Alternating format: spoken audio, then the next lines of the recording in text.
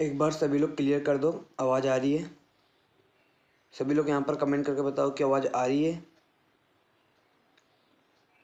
ठीक है, तो स्वागत है आप सभी का एक न्यू वीडियो में। तो इस वीडियो में हम बात करने वाले कक्षा 12वीं का आपका जो फसल उत्पादन का आपका जो 7 मार्च 2025 को आपका जो वार्षिक का जो पेपर होने वाला है, क्रॉप प्रोडक्शन का आपका जो 7 मार्च 2025 को आपका जो पेपर होने वाला है, उसमें आपको कौन कौन से क्वेश्चन पढ़ के आना, उसकी कंप्लीट जानकारी मैं आपको यहाँ पर बताने वाला हूँ। यहाँ पर इससे पहले मैंने आपको जो 4 मार्च के लिए जो पशुपालन के पेपर में आपको जो क्वेश्चन बताए थे, वही के वही क्वेश्चन आपको आपके पेपर में पूछे गए थे। अब यहाँ पर मैं आपको 12वीं के फसल उत्पादन के लिए आपको मैं यहाँ पर जो क्वेश्चन बताने वाला हूँ, अगर आपने उन क्वेश्चनों को अच्छे से तैयार कर लिया तो आपको जो 7 मार्च को फसल उत्पादन का आपका जो पेपर होने वाला उसमें आपको तबाही मचाने से कोई नहीं रोक सकता है। तो बिना टाइम वेस्ट किए मैं आपको यहाँ पर क्वेश्चन बताता हूँ, लेकिन वीडियो में आगे बढ़ने से पहले मैं आपको यहाँ पर एक बार आप सभी से यहाँ पर कहना चाहूँगा कि आपका भाई आपके लिए इतनी मेहनत करता है तो आपको वीडियो को लाइक करना बनता है। तो वीडियो को अगर अभी तक आपने लाइक नहीं किया तो वीडियो को लाइक कर दीजिएगा। और यहाँ पर आप यहाँ पर रुपये सेव क्लासेस के लिए यहाँ पर आप रुपये सेव क्लासेस आपके लिए कितना फायदेमंद है, आप यहाँ पर आप सभी यहाँ पर कमेंट करके बता सकते हो। और अगर अभी तक आपने बोर्ड एग्जाम स्पेशल चैनल को सब्सक्राइब नहीं किया तो बोर्ड एग्जाम स्पेशल चैनल को सब्सक्राइब जरूर कर लीजिएगा। जिन बच्चों ने बोर्ड एग्जाम स्पेशल चैनल को सब्सक्राइब किया है उनको पता है कि पशुपालन पेपर के लिए जो board exam special channel subscribe करके उनको क्या क्या यहाँ पर उस बोर्ड एग्जाम स्पेशल चैनल से उन्हें क्या क्या मिला। ठीक है, तो समझदार को इशारा काफी है, बोर्ड एग्जाम स्पेशल चैनल को सब्सक्राइब जरूर कर लीजिएगा। तो यहाँ मैं आपको यहाँ पर क्वेश्चन बताता हूँ, आप इन्हें नोट करना शुरू कीजिए। पहला चैप्टर क्या, अध्याय 1 जल निकास। उसमें जो पहला क्वेश्चन आपको तैयार करना है, जल निकास से आप क्या समझते हो। अब आपका चैप्टर का नाम ही जल निकास है तो आपको पता होना चाहिए कि जल निकास से आप क्या समझते हो। और ये बहुत ही इंपॉर्टेंट क्वेश्चन है, पूछा जाता है आपके एग्जाम में। और इस चैप्टर से आपको 4 नंबर का क्वेश्चन पूछेगा, तो आपको यहाँ पर याद करना होगा जल निकास से आप क्या समझते हो, इसका महत्व बताइए। तो जल निकास क्या होता है, फसल की पैदावार बढ़ाने हेतु भूमि की सतह अथवा अधोसतहों से अनावश्यक जल को कृत्रिम रूप से बाहर निकालना जल निकास कहलाता है। बहुत ही सरल है, एक बार पढ़ोगे याद हो जाएगा। इसका महत्व या लाभ क्या है, तो इससे भूमि की जो भौतिक दशा वो सुधरती है। ठीक है, इससे क्या होता है, जो भूमि की भौतिक दशा वो सुधरती है। दूसरा क्या है, भूमि में वायु संचार बढ़ता है। तीसरा क्या है, भूमि का जो तापमान अनुकूल रहता है जिससे अंकुरण अच्छा होता है। और चौथा है, मृदा में जो किसी के जल की मात्रा में वृद्धि होती है। और पांचवा, भूमि क्षारीय अथवा अम्लीय होने से बची रहती है। ठीक है, याद रखिएगा, मोस्ट इंपॉर्टेंट क्वेश्चन है, तैयार कीजिएगा।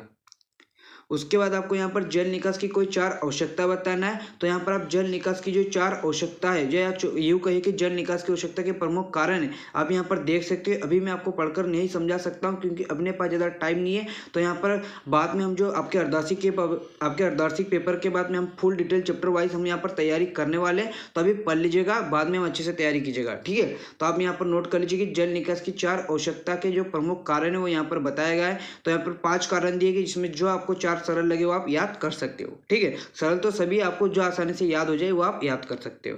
ठीक है, उसके बाद तीसरा क्वेश्चन क्या है, जल निकास की परिभाषा मैं आपको पहले क्वेश्चन में बता चुका हूं। जल निकास की कोई 3 प्रणालियों को समझाइए। तो जल निकास की जो परिभाषा तो मैं पहले ही पढ़ा चुका हूं। जल निकास की प्रमुख प्रणालियां निम्नलिखित है। पहली प्रणाली क्या है, प्राकृतिक प्रणाली। इस प्रणाली में नालियां भूमि के प्राकृतिक ढाल के साथ साथ जड़ेगी क्या है, बदलती रहती है एवं अंत मुख्य नाली द्वारा, तो आप यहाँ पर पढ़ सकते हो। दूसरी क्या है, हेरिंग बोन प्रणाली। और तीसरी है गेरी ड्रोन प्रणाली। ठीक है, याद रखिएगा, आपके एग्जाम में पूछा जाता है तो जरूर तैयार कीजिएगा। उसके बाद मोस्ट इंपोर्टेंट क्वेश्चन, सिंचाई एवं जल निकास में अंतर लिखिए। मोस्ट इंपोर्टेंट क्वेश्चन है, जरूर तैयार कीजिएगा। ठीक है, तो यहाँ पर आप देख सकते हो सिंचाई और जल निकास में यहाँ पर अंतर दिया गया। सिंचाई क्या होता है, सिंचाई आप यहाँ पर देख सकते हो, खेत में पानी देना सिंचाई कहलाता है। जल निकास, खेत से अनावश्यक पानी निकालना जल निकास कहलाता है। अभी मैं आपको पढ़ा चुका हूँ। दूसरा क्या है, सिंचाई हेतु नालियाँ खेतों से ऊंची बनाई जाती है, जबकि जल निकास में फालतू पानी बाहर निकालने वाली नालियाँ धरातल से नीचे बनाई जाती है। ठीक है, तो यहाँ पर आपको 4 अंतर दिए गए, तो आप इसे पढ़ सकते हो। ठीक है, पढ़ लीजिएगा। उसके बाद आपको यहाँ पर मोस्ट इंपोर्टेंट क्वेश्चन, पृष्ठ एवं भूमिगत जल निकास में आपको नालियों में अंतर याद करना है। ठीक है, तो मोस्ट इंपोर्टेंट क्वेश्चन है, तैयार करना है आपको। तो पृष्ठ नालियाँ, यूँ कहे कि पृष्ठीय नालियाँ और भूमिगत नालियाँ में यहाँ पर अंतर दिया गया है, तो आप इसे पढ़ लीजिएगा। यहाँ पर 8 अंतर दिए गए, जो 5 सरल लगे वो आप याद कर लीजिएगा। ठीक है, उसके बाद आपको यहाँ पर जल निकास को प्रभावित करने वाले 4 कारकों का वर्णन करना है। तो पहला है, आप यहाँ देख सकते हो, भूमि का ढाल। दूसरा, भूमि की किस्म। यहाँ पर मैं आपको जैसे बता रहा हूँ वैसे अगर आप पेपर में लिख कर आ जाओगे तो आपका जो एग्जामिनर है, आपका जो कॉपी चेक करने वाला, वो आपका नंबर काट ही नहीं सकता है। ठीक है, नंबर मतलब वो उसके पास नंबर काटने का वजह ही नहीं मिलेगी। ठीक है, उसके बाद यहाँ पर तीसरा क्या, भूमि की कीमत। चौथा अनावश्यक जल की मात्रा। बस आप 4 याद रखिएगा। उसके बाद आपका जो दूसरा चैप्टर है पादप पोषण, उसमें जो पहला क्वेश्चन तैयार करना है, पादप पोषण की परिभाषा तथा पादप पोषक तत्व की अनिवार्यता की कोई 3 कसौटी लिखिए। मोस्ट इंपॉर्टेंट क्वेश्चन, अगर आप आपकी परीक्षा दिन उठाकर देखोगे तो ऐसा कोई साल नहीं है जिसमें ये क्वेश्चन पूछा ना गया हो, ठीक है, तो जरूर याद रखिएगा। तो पादप पोषण की परिभाषा क्या है, तो प्राय सभी पौधे जल एवं अकार्बनिक तत्व भूमि से प्राप्त करते हैं। भूमि में ये अकार्बनिक तत्व खनिज के रूप में पाए जाते हैं, जिन्हें खनिज तत्व या पोषक तत्व कहते हैं, ठीक है, तथा उनके पोषण को खनिज पोषण या पादप पोषण कहते हैं, ठीक है। खनिज तत्व या पोषक तत्व एक ही बात है, खनिज पोषण को या पादप पोषण को एक ही बात है, ठीक है। उसके बाद आपको यहाँ पर जो ये सॉरी, हाँ यही है, इसकी है ना, क्या है, सॉरी क्या बात, क्या है, पोषक तत्वों की अनिवार्यता की कोई 3 कसौटी। यहाँ तो मैंने आपको क्या बताया, परिभाषा बताया, पोषक तत्व की अनिवार्यता की 3 कसौटी आप यहाँ पर दी गई है, जैसे आप यहाँ पर देख सकते हैं। ऑर्नर नामक वैज्ञानिक ने 1938 में पादप पोषण में तत्वों की अनिवार्यता की निम्नलिखित कसौटियां बताई। ये 3 कसौटी मोस्ट इंपॉर्टेंट 100% आपके एग्जाम में देखने को मिलेगा। इन 3 कसौटी मतलब चाहकर भी, भूल कर भी, या यूं कहो कुछ भी करके, लेकिन इसे याद तैयार कर लीजिएगा, ठीक है। रटो समझो याद करो कुछ भी करो, लेकिन जरूर तैयार कीजिएगा, ठीक है। उसके बाद आपको यहाँ पर जो नेक्स्ट क्वेश्चन आपको तैयार करना है, मृदा में पोषक तत्वों की प्राप्ति, ये तत्व है, ठीक है। पोषक तत्वों की प्राप्ति के 3 कारण, 3 साधन लिखकर उनका संक्षिप्त वर्णन कीजिए। तो मृदा में पोषक तत्वों की प्राप्ति के प्रमुख साधन कौन कौन से, पहला है खाद एवं उर्वरक द्वारा, दूसरा फसलों के अवशेषों द्वारा, तीसरा दलहनी फसलों द्वारा, ठीक है, याद रखिएगा, नोट कर लो। उसके बाद आपको जो तीसरा क्वेश्चन तैयार करना है, मृदा में पोषक तत्वों की हानि के 3 कारण लिखकर उनका संक्षिप्त वर्णन कीजिए। तो यहाँ पर आप देख सकते हैं मृदा में पोषक तत्वों की हानि के प्रमुख कारण, पहला क्या, फसलों द्वारा पोषक तत्वों की भूमि से ग्रहण करना, दूसरा भूमि कटाव द्वारा, तीसरा खरपतवारों द्वारा, ठीक है, नोट करो। उसके बाद चौथा क्वेश्चन है पौधों में नाइट्रोजन कमी के लक्षण। अब यहाँ पर जितने भी क्वेश्चन बताऊंगा, पौधों में नाइट्रोजन की कमी, फास्फोरस की कमी, पोटास की कमी, मोस्ट इंपॉर्टेंट क्वेश्चन है। 100% इन 3 चैप्टरों में यहाँ पर 3 क्वेश्चन बताऊंगा, उनमें से 100% एक क्वेश्चन देखने को मिलेगा तो मिलेगा, ठीक है। तो जरूर नोट कर लीजिएगा, और अथवा में हो सकता है कि दोनों ही आ जाए, ठीक है। तो नोट करो फटाफट ये वाला क्वेश्चन, पौधों में नाइट्रोजन कमी के लक्षण, मोस्ट इंपॉर्टेंट क्वेश्चन। अगर मैं आप मेरे को तीनों से पूछे, ऐसे तो मैं कहूँगा कि तीनों तैयार करो, लेकिन अगर आप पूछो कि फास्फोरस, पोटास और नाइट्रोजन में कौन सा याद करें, तो नाइट्रोजन वाला मैं आपको पहली वरीयता मैं नाइट्रोजन वालों को ही दूंगा, तो जरूर तैयार कीजिएगा, ठीक है। उसके बाद पौधों में फास्फोरस की कमी के लक्षण, अभी मैंने बताया, बहुत ही सरल है। क्या होगा अगर फास्फोरस की कमी होगी तो क्या होगा, आप ही सोचो, पौधों की वृद्धि रुक जाएगी। नाइट्रोजन में भी यही हो सकता है, नाइट्रोजन में भी यही बात आती है कि पौधों की वृद्धि रुक जाती है। वही है, एक दूसरे से रिलेटेड ही है, कमी है तो फिर वही बात आएगी ना, ठीक है। तो आप पढ़ लीजिएगा, ठीक है। अभी मैंने पौधों में पोटास की कमी के, वही है, नाइट्रोजन वाला ही है, इसमें भी वही है, ठीक है, याद रखिएगा। फिर आपका जो तीसरा चैप्टर है खाद, इसमें जो मोस्ट इंपॉर्टेंट क्वेश्चन है कंपोस्ट तथा वर्मी कंपोस्ट में अंतर। 2024 का आपका जो वार्षिक का जो एग्जाम हुआ था उसमें पूछा गया था, ठीक है। तो क्या है कंपोस्ट, तो पहला पौधों के अवशेषों पदार्थ। अभी यहाँ पर उनकी परिभाषा है, पहला जो अंतर है वो परिभाषा के आधार पर ही है। अभी किन्हीं 2 वस्तुओं के बीच अगर आपको अंतर लिखना है तो उनकी विशेषताओं के आधार पर लिखोगे, या तो उनकी परिभाषा दे दो या तो उनकी विशेषता बता दो। तो पहला अंतर तो आप उनकी परिभाषा से ही दे दोगे, और ये हो सकता है कि कल आपके एग्जाम में पूछ रहे कंपोस्ट खाद किसे कहते हैं, तो आप ये परिभाषा लिख कर आ जाओगे। वर्मी कंपोस्ट किसे कहते हो, आप ये परिभाषा लिख कर आ सकते हो। वर्मी कंपोस्ट की तुलना में इसकी गुणवत्ता कम होती है, अब यहाँ पर कंपोस्ट इसकी कम है तो इसकी क्या होगी, कंपोस्ट की तुलना में इसकी गुणवत्ता 8 से 10 गुना अधिक होती है। अब क्या इसमें कौन सी, मतलब आप यहाँ पर रॉकेट साइंस लगाओगे कि सर ये याद नहीं हो रहा, बहुत ही सरल है, परिभाषा तो पढ़ना ही पड़ेगा, इतना तो पढ़ना पड़ेगा। अब ये नहीं आप कह सकते सर हमको तो बिना पढ़े टॉप करना, नहीं, पढ़ना पड़ेगा। उसके बाद क्या है, खाद एवं उर्वरक में अंतर लिखे। तो आपको खाद एवं उर्वरक में अंतर याद करना है। तो खाद और उर्वरक या यूं कहे जीवाश्म खाद और रासायनिक खाद में अंतर, 5 अंतर है। मोस्ट इंपॉर्टेंट क्वेश्चन है, तैयार करना है तो कर ही लीजिएगा, ठीक है, मोस्ट इंपॉर्टेंट है, तैयार कीजिएगा। हरी खाद, केचुआ खाद, नाटेप खाद की परिभाषा। हरी खाद, केचुआ खाद, अभी वर्मी कंपोस्ट और केचुआ खाद एक ही बात है, और याद रखिएगा। अभी यहाँ पर सभी लोग यहाँ पर कमेंट करके बताओ कि ये केचुआ खाद है, यहाँ पर बताओ किसान का मित्र किसे कहा जाता है, किसान का सच्चा मित्र किसे कहा जाता है, कमेंट करके बताओ। उसके बाद नाटेप खाद है, इसकी परिभाषा याद करना है। हरी खाद के महत्व, अभी मैंने आपको हरी खाद की जो महत्व परिभाषा बताई, अब यहाँ पर परिभाषा डबल बता रहा हूँ, अब महत्व याद रखिएगा। ऐसा मतलब मैंने यहाँ पर मैं बताना चाहता हूँ कि अगर आपके एग्जाम में आपको पूछ ले कि हरी खाद के महत्व बताए, तो आपके अगर पास टाइम है तो आप इसकी परिभाषा भी लिख सकते हो, ठीक है। परिभाषा लिखोगे, उसके बाद महत्व लिखोगे, लेकिन नहीं टाइम है तो आप डायरेक्ट उसके महत्व लिखो, ठीक है। जो क्वेश्चन में पूछा वो लिखो, ठीक है। जैविक खाद किसे कहते हैं, इसके दो महत्व लिखिए। जैविक खाद की परिभाषा बता रहा हूँ और इसके महत्व बता रहा हूँ, ठीक है, याद रखिएगा। चौथा चैप्टर है उर्वरक। तो इसमें जो पहला क्वेश्चन आपको तैयार करना, उर्वरक किसे कहते हैं, मोस्ट इंपॉर्टेंट क्वेश्चन है। आपका ये चैप्टर का नाम ही उर्वरक है, तो आप समझिए कि ये क्वेश्चन अपने आप में कितना इंपॉर्टेंट है। कभी कभी आपके मतलब उर्वरक के बारे में आप इसके अंदर सभी चीज़ मतलब उर्वरक क्या होता है, इसके प्रकार पढ़ोगे, क्या क्या पढ़ोगे, तो इसमें पहले उर्वरक के बारे में पता होना चाहिए, इसका वर्गीकरण बताना है।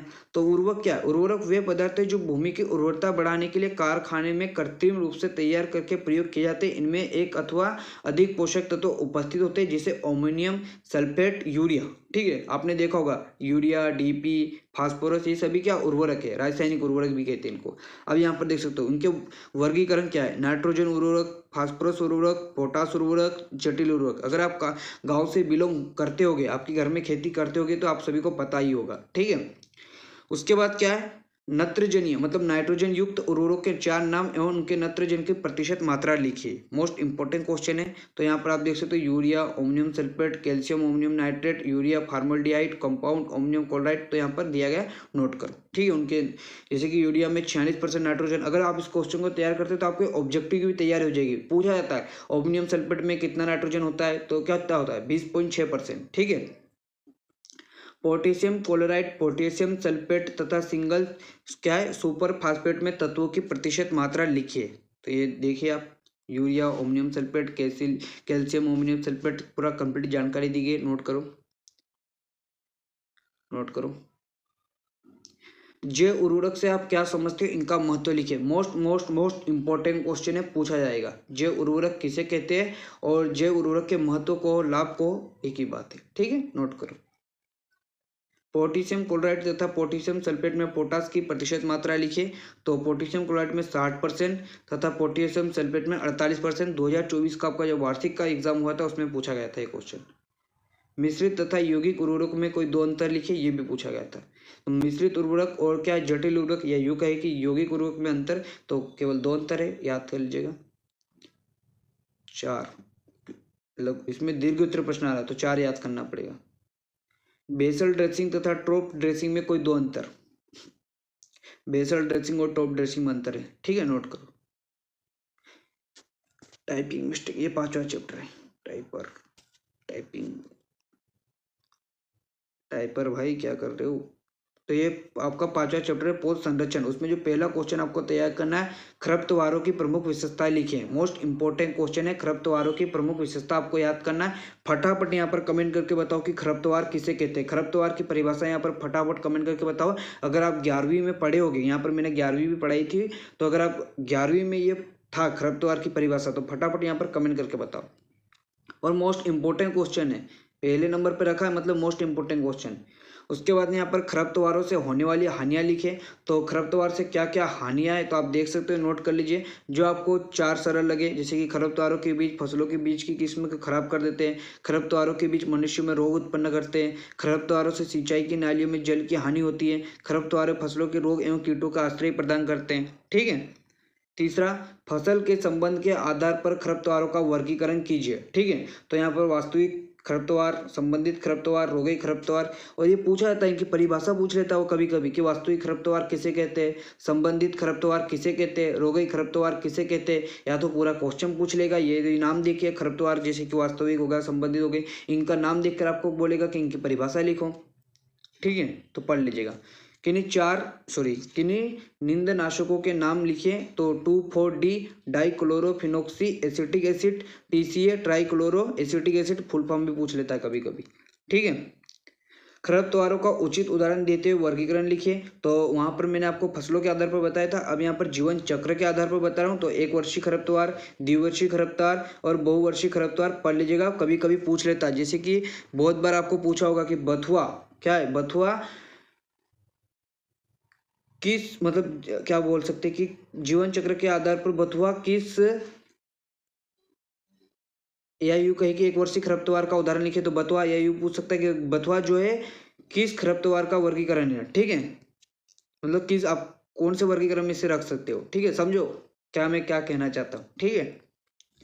क्या बीज पत्र के आधार पर खरपतवारों का वर्गीकरण उदाहरण सहित लिखिए। तो यहाँ पर आप देख सकते हो एक बीजपत्री खरपतवार, द्विबीजीय खरपतवार, तो आप इसे नोट कर लीजिए।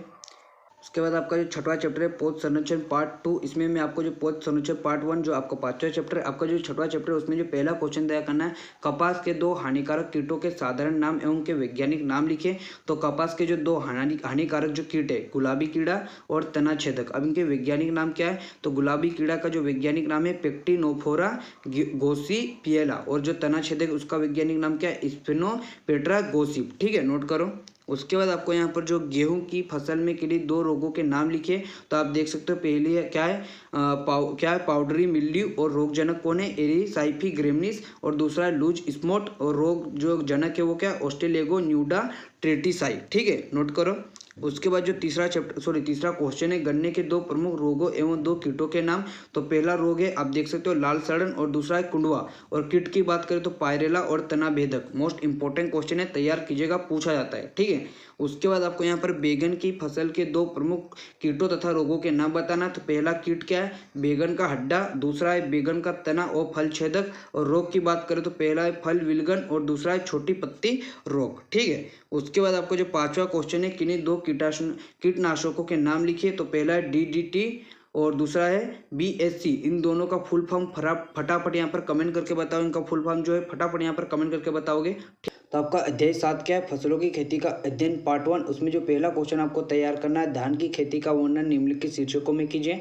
तो यहाँ पर जो वानस्पतिक नाम हो गया, उसका जो कुल हो गया, उत्पत्ति स्थान हो गया, उन्नत किस्में हो गया, और भूमि संबंधित आवश्यकता हो गया, उर्वरक हो गया, बीज की मात्रा, डोपक विधि, खरपतवार, ये तो छोड़ सकते हो, ठीक है। और रोग और कीट, तो यहाँ पर जो कुछ इंपॉर्टेंट पॉइंट है उनके आधार पर इसको तैयार कर लीजिएगा। वानस्पतिक नाम 100% पूछेगा, कुल 100% पूछेगा, उत्पत्ति स्थान कभी पूछ लेता है, ठीक है। उसके बाद जो 2 कीट और जो रोग होते हैं वो भी इंपॉर्टेंट है, वो भी पूछता है, ठीक है, और भूमि पूछ लेता है, तो नोट करो।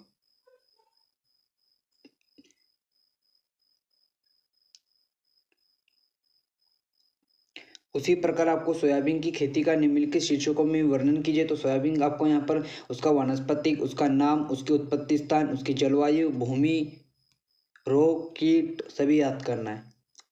अब ये जो है दीर्घ उत्तरीय प्रश्न है, इसमें से आपको 4 नंबर का एक क्वेश्चन देखने को मिलेगा, तो आप उनको पढ़ना तो पड़ेगा, एक बार पढ़ लीजिएगा, एक बार नज़र घुमा लीजिएगा, याद हो जाएगा, ठीक है।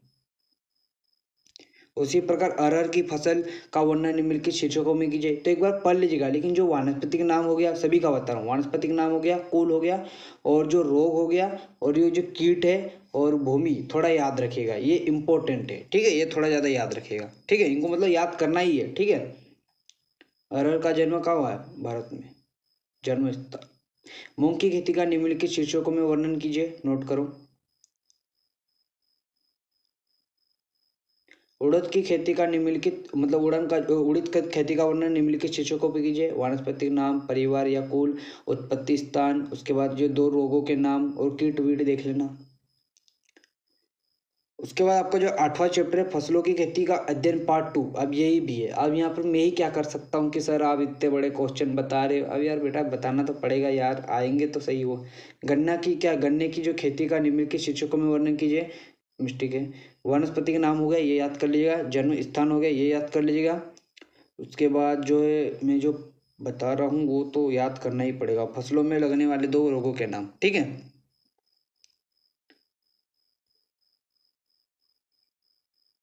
गन्ने की पेड़ी से आप क्या समझते हैं, मोस्ट इंपॉर्टेंट क्वेश्चन है। इसके लाभ और 2 हानियां बताना है, सॉरी यहाँ पर बोला नहीं, लेकिन इसके लाभ और हानियां बताना है। तो गन्ने की पेड़ी क्या होता है, गन्ने की बोई फसल की कटाई के बाद उसी खेती में बोई गई फसल की जड़ों से गन्ने के नए पौधे तैयार होते हैं। आप सभी ने देखा होगा, इन पौधों से गन्ने की जो फसल तैयार होती है उसे गन्ने की पेड़ी कहते हैं, ठीक है। जैसे कि गन्ने को बो दिया, फिर गन्ने को काट लिया, लेकिन ऐसा कुछ रहता है कि उसमें जो गन्ने के जो मतलब पहले से उसकी जो जड़ रहती है वो नए पौधे तैयार होते हैं, ठीक है।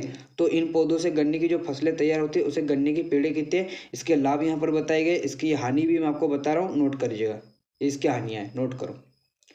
उसी प्रकार चने की खेती के संबंध में निम्नलिखित जानकारी दीजिए। तो इनका आपको यहाँ पर वानस्पतिक नाम, कुल, उत्पत्ति स्थान, उन्नत किस्में, सभी रोग, कीट वीट सब बताना है। ठीक है,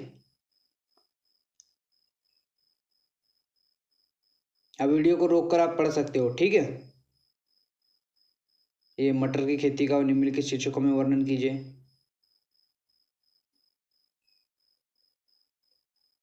उसके बाद अध्याय 9 मशरूम की खेती। उसमें आपको पहला क्वेश्चन तैयार करना है, मशरूम किसे कहते हैं। मोस्ट इंपॉर्टेंट क्वेश्चन है, मशरूम से आप क्या समझते हो। तो वर्षा ऋतु में कूड़े के ढेर, आपने वो छत्ता नामक देखा है, छतरी, जहाँ कार्बनिक पदार्थों की मात्रा अधिक होती है पर अपने छतरी नुमा आकार के सफ़ेद, भूरे, पीले रंग के फुफद उगते हुए दिखाई देते होंगे, जिन्हें मशरूम कहते हैं। वर्षा ऋतु मतलब ये जो बारिश वारिश होती है, तो आपने देखा होगा ये जो कूड़े के ढेर पर छतरी नुमा एक, उसे ही मशरूम कहते हैं। ठीक है, मशरूम कितने प्रकार का होता है। तो मशरूम जो है 4 प्रकार का होता है, श्वेत बटन और आयरोस्टर मशरूम तथा पेड्रिस्ट मशरूम, पढ़ लीजिएगा। ठीक है, मशरूम का वैज्ञानिक नाम क्या है, एगरिकस बायोस्पोरस। क्या है, स्पन की परिभाषा लिखिए। तो यहाँ पर बताया गया, नोट करो। फिर 10वां चैप्टर है अलंकृत बागवानी। उसमें जो पहला क्वेश्चन आपको तैयार करना है, अलंकृत बागवानी के महत्व। अलंकृत बागवानी क्या होती है, सभी लोग कमेंट करके बताओगे। उसके बाद अलंकृत बागवानी के महत्व क्या है। तो अलंकृत उद्यान में विभिन्न प्रकार के फलों को उगाकर उनमें तैयार तेल, सेंट आदि बेचकर आर्थिक लाभ होता है। शोभाकारी उद्यान मन बहलाने का उत्तम स्थान है। यहाँ कुछ देर बैठने मात्र से ही मानसिक सुकून मिलता है तथा व्यक्ति की कार्य क्षमता में वृद्धि होती है। ठीक है, उसी प्रकार यहाँ पर ये पर्यावरण प्रदूषण को रोकता है। तो यहाँ पर 5 पॉइंट दिए गए, नोट करो। अलंकृत बागवानी के क्षेत्र को बढ़ाने के लिए सुझाव या उपाय दीजिए। तो यहाँ पर आप देख सकते हो, यहाँ पर 4 पॉइंट दिए गए, नोट कर लीजिए। भारत के प्रमुख शोभाकारी उद्यान के नाम एवं उनके स्थान। तो पूछा जाता है कि वृंदावन गार्डन का है। तो वृंदावन गार्डन का है मैसूर। मुगल गार्डन दिल्ली का है, दुगली, मुगल दिल्ली से रेट कर सकते हो। Shalimar garden Srinagar. Botanical garden Ooty, Ooty का है। सभी लोग यहाँ पर कमेंट करके बताओ कि ये ऊटी का है। ठीक है, बता दूं, नहीं आप बताओ। ठीक है, 11वीं में भी था ये। क्या है फिर, क्या गुलदाउदी एवं केली के वानस्पतिक नाम तथा कुल लिखिए। तो गुलदाउदी का वानस्पतिक नाम यहाँ पर बताया गया है, कुल भी बताया गया है, केली का वानस्पतिक नाम भी बताया गया है। ठीक है, फटाफट कमेंट करके बताओ किन्हीं 2 फूलदार वृक्षों के नाम और उनके वानस्पतिक नाम। तो गुलमोहर और क्या है, अमलतास। किन्हीं 3 वायुवृत्ति अथवा छायादार झाड़ियों के नाम और उनके वानस्पतिक नाम। तो बांस, क्या है, बांस का बेम्बूसा स्पी, पॉपुलस स्पी, फरास, क्या है, टेम्ब्रिक्स आर्टिकुल्टा। तो ये पार्ट 1 वीडियो थी। इसमें मैंने आपको 1 से लेकर 10 तक के चैप्टर के जो इंपॉर्टेंट क्वेश्चन है वो बताए हैं। इसके बाद जो वीडियो आएगी उसमें आपको मैं 11 से लेकर 20 तक के चैप्टर के जो इंपॉर्टेंट क्वेश्चन है वो मैं आपको बता दूंगा। लेकिन यहाँ पर मैं आपको एक सभी से यहाँ पर मैं आपको कहना चाहता हूँ कि अगर आपको 11 से 20 तक के इंपॉर्टेंट क्वेश्चन की वीडियो चाहिए तो आप जो बोर्ड एग्जाम स्पेशल चैनल है, जिसकी लिंक मैंने आपको डिस्क्रिप्शन में दी है, अगर उस पर जैसे ही यहाँ पर उस पर 800 सब्सक्राइबर होते हैं, मैं आपको 11 से लेकर 20 तक के जो इंपॉर्टेंट क्वेश्चन वो बता दूंगा। तो जाइए और जो बोर्ड एग्जाम स्पेशल चैनल को सब्सक्राइब कर लीजिए। ठीक है, और यहाँ पर मैंने आपको जो 1 से लेकर 10 तक के जो इंपॉर्टेंट क्वेश्चन है वो बता दिए। तो इन क्वेश्चनों को अच्छे से तैयार कर लीजिएगा, फटाफट क्वेश्चन तैयार कीजिएगा। और अगर आप इसका पीडीएफ डाउनलोड करना चाहते हो तो आप हमारे टेलीग्राम चैनल रूपेश क्लास पर आकर डाउनलोड कर सकते हो, जहाँ से इसका जो पीडीएफ आपको हमारे टेलीग्राम चैनल रूपेश क्लास पर मिल जाएगा। और टेलीग्राम चैनल की जो लिंक है वो आपको डिस्क्रिप्शन में मिल जाएगी। ठीक है, इसके अलावा कुछ डाउट या क्वेश्चन है तो मैं इंस्टाग्राम पर आकर डीएम कर सकते हो, इंस्टाग्राम की लिंक भी आपको डिस्क्रिप्शन में मिल जाएगी। तो बोर्ड एग्जाम स्पेशल चैनल को सब्सक्राइब जरूर कर लीजिएगा। और अभी तक अगर आपने इस वीडियो को लाइक नहीं किया, वीडियो को लाइक कीजिएगा, चैनल को सब्सक्राइब नहीं किया तो चैनल को सब्सक्राइब कर लीजिएगा और अपने दोस्तों की वीडियो को शेयर जरूर कीजिएगा। तो अभी के लिए इतना ही, मिलते वीडियो में, जय हिंद।